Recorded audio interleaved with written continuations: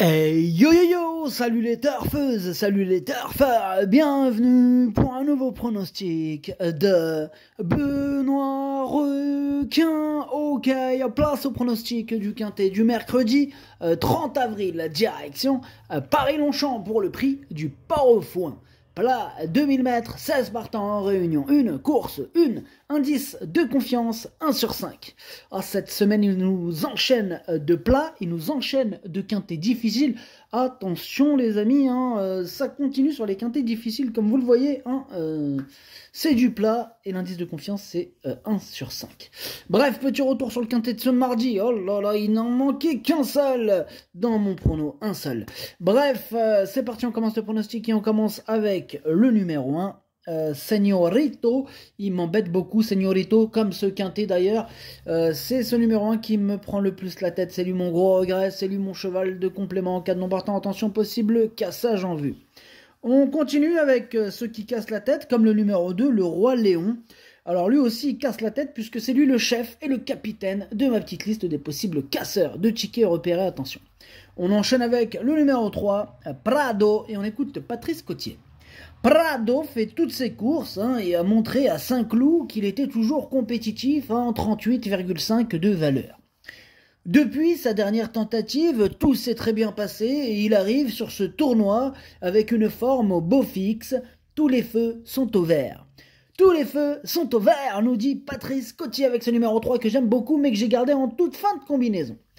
On passe au numéro 4, Best Secret, et on écoute Stéphane Wattel. Best Secret est bien, il a bien galopé, ce sera une question de parcours, mais évidemment, il vient d'être battu par un bon élément et semble donc compétitif. Cependant, dans une épreuve comme celle-ci, il peut toujours y avoir des aléas.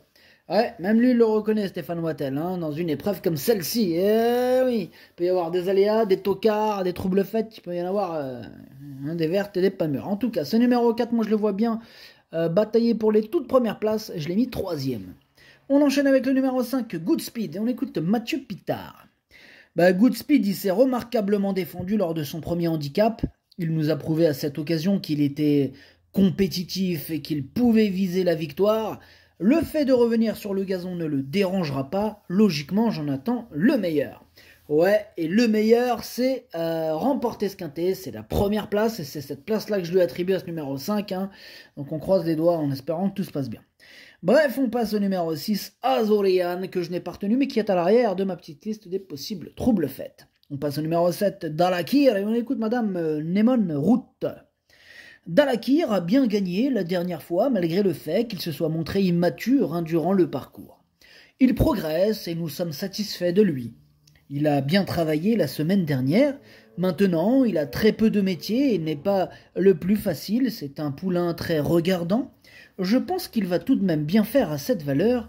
Nous verrons s'il est compétitif d'emblée.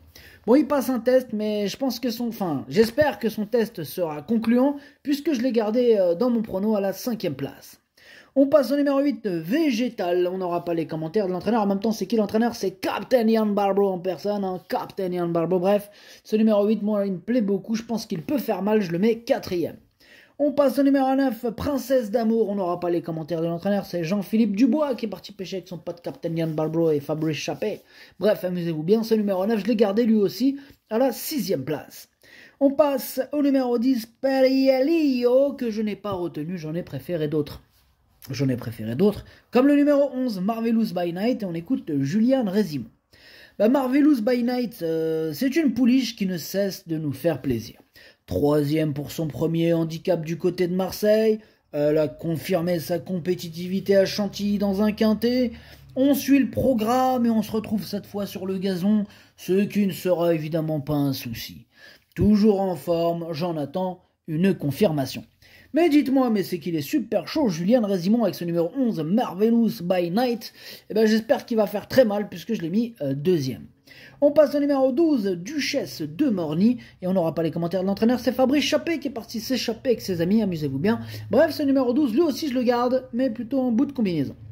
On passe au numéro 13, c'est Ona. Alors ce numéro 13 il m'embête, je ne l'ai pas retenu, c'est un regret, c'est mon 2e cheval de complément 4 non partants, ça peut arriver, 2 non partants, oui, des fois il y en a un, des fois 2, des fois 3, enfin bref, ça peut arriver. On passe au numéro 14, Take Me, I'm Yours. Ce numéro 14, je l'ai pas retenu, mis en plein milieu de ma petite liste des possibles troubles faits. On passe au numéro 15, Rakan. Lui, je l'ai pas du tout retenu, j'en ai préféré d'autres, hein, tout comme d'ailleurs le numéro 16, Trust On. Lui non plus, je l'ai pas retenu. Le pronostic, ça donne 5, 11, 4, 8, 7, 9, 12, 3. Merci d'avoir suivi cette vidéo. N'hésitez pas à mettre un pouce bleu si la vidéo vous a plu. Pour accéder à tous mes tickets pour la course du Quintet, rendez-vous directement en description de la vidéo. À jouer avec modération. Bonne chance. Chopez-le moi. Ciao.